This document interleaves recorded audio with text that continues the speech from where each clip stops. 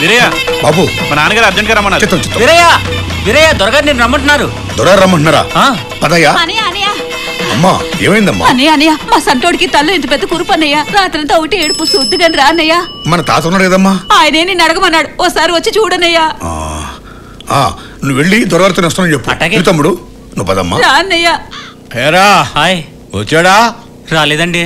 గూడెంలో మాదిగ సుర్మ కొడుక్కి కటింగ్ చేస్తున్నాడు అయ్యా. నా కొండిగాడికి ఎంత పొగర్రా? నాకంటే గుడి పడేక్కువ. ఎక్కడ పని అక్కడ వదిలేసి అంటే రమ్మను, లేకపోతే నరికేస్తానని చెప్పు. అయ్యా ఏం కాదు బిడ్డ, ఇదిగో అయిపోయింది. తమ్ముడు కురు పోతుంది పోతుంది. కదలకు తమ్ముడు కదలకమ్మా. అయ్యగారు రమ్మంటున్నారు. వస్తానని చెప్పు బాబు. ఇక్కడ కురుపు చాలా పెద్దదిగా ఉందయ్యా. రావయ్య బాబు, అయ్యగారు నా మీద కోపడుతున్నారు. మధ్యలో వదిలేసి ఎలా వస్తానయ్యా?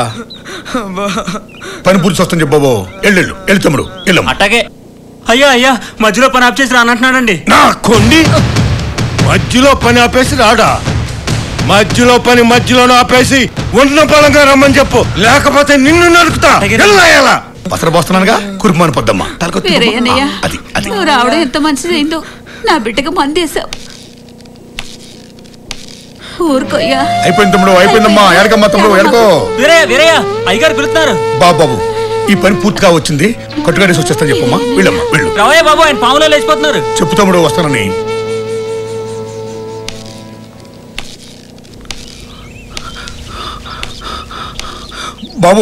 బాబు దండాలు. యారా ఎంతసేపు అయిందిరా నీకు కబురెట్టి? లేదు బాబు, గూడెంలో కోటే మనోడికి కాస్త గడ్డలు వేస్తే ఆపరేషన్ చేయడానికి వెళ్ళావు. చిత్తం. గూడెంలో క్షౌరాలో గడ్డలు చేసేదా కోటే కదరా. ఆడి మనవాడి కోసం నువ్వు వెళ్ళటం ఏంటి? కంతులు కోయడం, ఆ తర్వాత వాటికి మందులు వేయడం ఆ కోటకి తెలీదు బాబు. అందుకని వెళ్ళానంటావు. చిత్తం. వెళ్ళిన వాడివి నేను కబురు చేయగానే రావాలిగా. గడ్డ కోసి మధ్యలో వదిలేసి ఎలా వచ్చేదయ్యా? ఆ బిడ్డడికి వైద్యం చేయడం నా అదృష్టం అయ్యా. అది నా వృత్తిధర్మం. గూడెంలోకెళ్ళి ఆడి తల పట్టి ఆడి తల గురిగి గడ్డ కోసి ఆ జీవంతా నొక్కి ఆ చేతులతో నా కాళ్ళు పట్టడానికి వచ్చావా? ఎన్ని గుండెలు రా చెప్పతే కొద్దిగా. ఈ రోజు నుంచి నువ్వు నాకు గాని నా వాళ్ళకు గాని క్షవరం చెయ్యకుండా నిన్ను బహిష్కరిస్తున్నా.